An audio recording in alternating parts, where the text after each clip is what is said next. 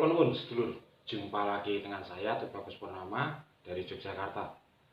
Mohon maaf, saya mungkin selama ini seminggu lah saya tidak mengupload video dikarenakan saya proses pindahan rumah. Semoga di tempat yang baru bisa lebih baik sehingga bisa memberikan video-video yang lebih baik dari tempat yang lama.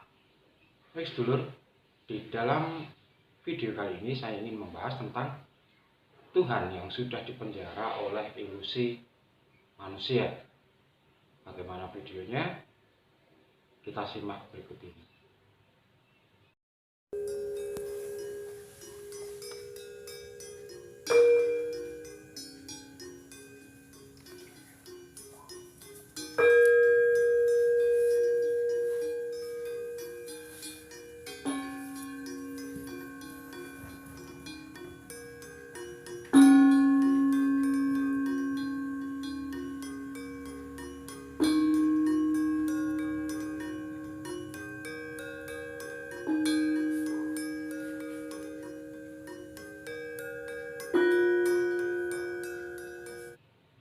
Sedulur, kenapa saya memakai tema Tuhan sudah dipenjara oleh ilusi manusia? Kalau kita menyadari bahwa di dunia ini atau di bumi ini ada 4.200-an lebih agama dan sekitar 2045 penyebutan Tuhan, dan semua menganggap bahwa Tuhannya yang paling benar dan Tuhannya yang paling baik. Saya tidak akan memberikan penilaian terhadap Tuhan-Tuhan mereka itu, tapi saya ingin membahas Tuhan menurut kacamata leluhur Jawa. Jadi konsep ketuhanan itu harus meliputi spiritual. Jadi kalau orang berspiritual itu harus mempunyai konsep ketuhanan yang maha esa. Kenapa esa dan bukan eka atau ika satu? Karena menurut Bapak pendiri bangsa dulu, kalau kita menyebutkan ika itu artinya ada penyatuan, penyebutan Tuhan yang berbeda-beda tadi, yang menjadi yang 2.400-an lebih tadi harus menjadi satu nama Tuhan. Nah, ini dirasa kurang tepat. Maka dari itu, pendiri kita dulu, pendiri bangsa dulu menyebutnya esa, keesaan.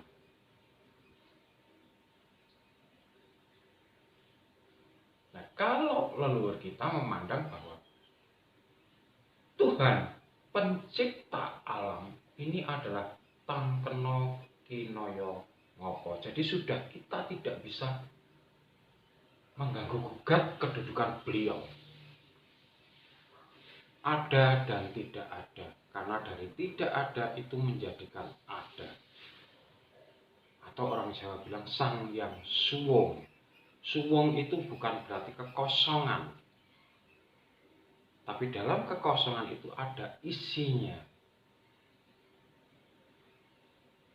Maka leluhur kita dulu sering menyebut sang yang suwung, dan kita anak cucunya diminta ayo pada menyuwungkan diri biar suwung, biar bisa bercengkrama dan berromantisme dengan Tuhan pencipta semesta. Baik, lalu kedudukannya kita sekarang ini, apakah bisa menjangkau Tuhan pencipta semesta? Tidak. Karena Beliau yang menciptakan semesta ini sudah tidak bisa diganggu-gugat keberadaannya. Maka dari itu, leluhur kita percaya bahwa ada manifestasi-manifestasi kekuatan dari Sang Hyang Suwung di alam ini. Yang pertama sebagai Sang Kaning Dumadi atau penciptaan kita. Maka dari itu Tuhan berkarya melalui Bapak Ibu kita untuk menciptakan kita. Jadi sebetulnya Tuhan yang menciptakan kita adalah Bapak Ibu kita. Maka dari itu kita disuruh menghormati dan menghargai Tuhan yang nyata ada di depan kita. Kemudian Sang Hyang Suwung hanya memancarkan, menghembuskan roh itu melalui Bapak Ibu kita. Setelah berwujud janin, lalu dihembuskanlah roh ilahi. Bisa disebut Nur Muhammad, bisa disebut Roh Kudus. Nah ini kalau dalam diri kita. Jadi leluhur kita memandang konsep ketuhanannya seperti itu. Kemudian kalau di alam seperti apa? Sama saja seperti pepohonan, batu, semua yang ada di alam ini adalah manifestasi pancaran dari roh kudus dari Tuhan. Sehingga kita dengan apa yang ada di alam ini adalah tidak berbeda.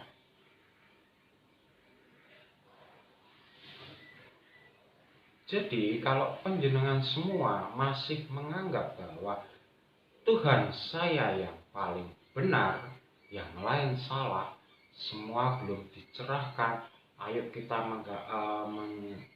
merekrut yang lain untuk menuju ke kesadaran, untuk menuju ke jalan yang benar, maka disitulah kesadaran pribadi panjenengan terkunci dan tidak bisa meningkat yang lebih tinggi lagi. Lalu caranya bagaimana? Apakah agama itu salah? Tidak. Agama itu pijakan awal untuk berspiritual. Panjenengan harus melalui agama-agama yang ada. Tapi diharapkan jangan hanya sampai ke kulitnya saja. Setelah mempelajari agama, kita harus meningkatkan kita untuk berspiritual. Maka kalau sudah kita meningkat ke spiritual, maka sudah tidak ada perdebatan lagi. Semua menjalankan agamanya masing-masing tanpa saling mengganggu, menemukan Tuhannya masing-masing yang dimanifestasikan dalam pikiran masing-masing atau pikiran golongan aliran, tidak usah memaksakan yang lain.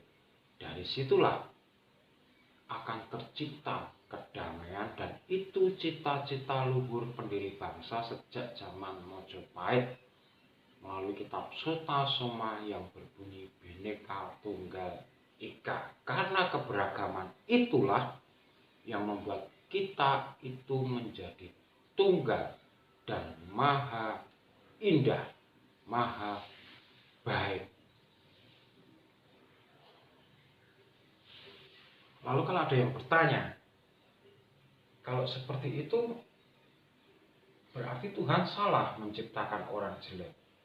Berarti salah Tuhan menciptakan babi. Berarti salah Tuhan menciptakan orang yang tidak sempurna.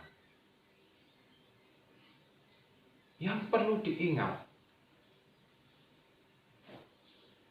Tuhan tidak pernah salah karena Tuhan sudah tidak mencampuri urusan evolusi penerus. Yang ada di dalam aturan evolusi penerus adalah melalui kita sendiri. Kalau kita melalui orang tua kita. Pohon juga demikian, melalui leluhurnya pohon. Jadi ini sudah tidak ada intervensi dari Tuhan. Nah, Tuhan yang termanifestasi ke dalam bayangan kita, itulah yang sebetulnya membuat pilihan menjadi kehidupan kita seperti ini. Jadi, jangan menyalahkan Tuhan. Kalau kita tidak suka babi, ya sudah. Tapi apakah Tuhan salah menciptakan babi? Tidak. Babi juga banyak kegunaannya. Apakah Tuhan salah menciptakan saya difabel misalnya? Tidak. Karena ini proses evolusi dari kita menurunkan ke generasi-generasi kita berikutnya. Maka dari itu, kita sebagai penerus evolusi bumi harus memberikan yang terbaik kepada anak cucu kita.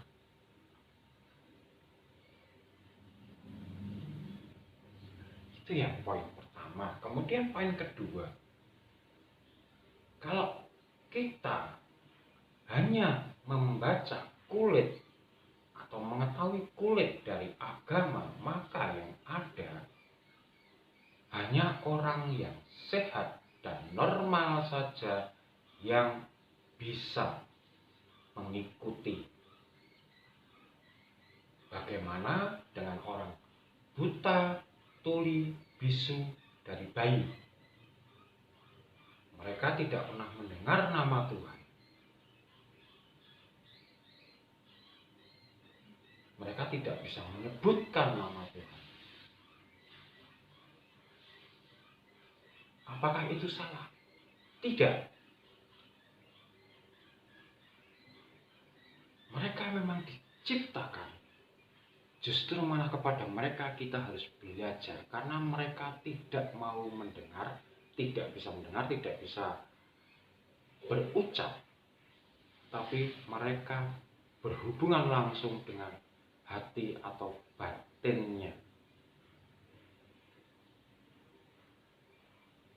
Jadi tidak dengan panca indera, tapi dengan batinnya. Mereka bisa berterima kasih, mereka bisa bersyukur, mereka bisa menjalani hidup. Kita harus belajar dari mereka. Lalu mengapa kita yang sehat, yang waras, harus berebut, harus ribut, harus saling gontok-gontokan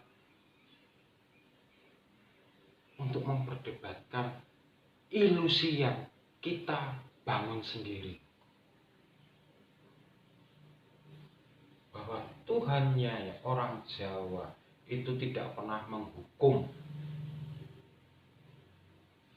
Dikata-katain jelek pun tidak butuh pembelaan.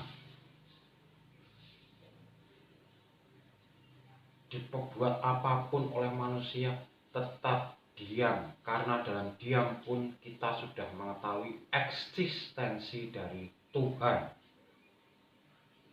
Adanya bumi ini karena Tuhan.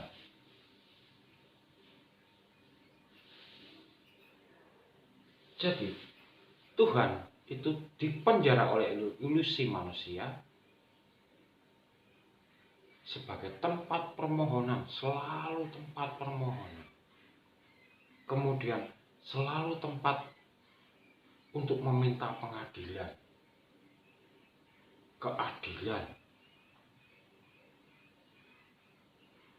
Dijadikan sosok yang menakutkan bahwa kalau saya melanggar perintah Tuhan maka saya akan ada di neraka. Kalau saya melanggar perintah Tuhan maka saya akan dihukum melalui malaikat maut, Nah, inilah penjara ilusi manusia. Sehingga Tuhan terdegradasi menjadi sosok yang penghakim, suka membuat keputusan, padahal intervensi Tuhan sudah tidak ada, tapi eksistensi beliau masih ada. Jadi ya sedulur, kita buka perspektif kita, pandangan kita lebih terbuka lagi. Kita tekuni agama kita, lalu kita serap sarinya apa, maka kita akan menemukan ternyata A dan B itu tidak ada bedanya. Saya dengan panjenengan tidak ada bedanya. Kita menjalani jalannya masing-masing dan tidak akan sama. Sehingga tidak ada lagi pemaksaan terhadap pengakuan Tuhan saya. Maka dari itu, kalau di luar negeri masih banyak yang menjamin kebebasan karena itu hubungan yang paling intim atau ranah privasi dari masing-masing individu kepada Sang Pencipta, Sang Maha Agung. Boleh kita renungkan, boleh kita pikirkan. Terima kasih dulur buat yang terus mendukung channel ini agar dapat berkembang. Semoga saya tetap bisa memberikan perspektif baru, pandangan baru secara modern. Dunia spiritual kalau tidak dimodernisasi, maka akan tertinggal juga. Kalau kita membahas dunia spiritual masih dengan cara yang lama, maka banyak yang tidak akan tercerahkan, banyak yang tidak akan kembali lagi. Demikian sedulur. Akhir kata, kalau ada salah kata dari video saya ini, saya mohon maaf yang sebesar-besarnya. Dan dari Yogyakarta saya mengucapkan Rahayu, Rahayu, Rahayu. Matur nuwun.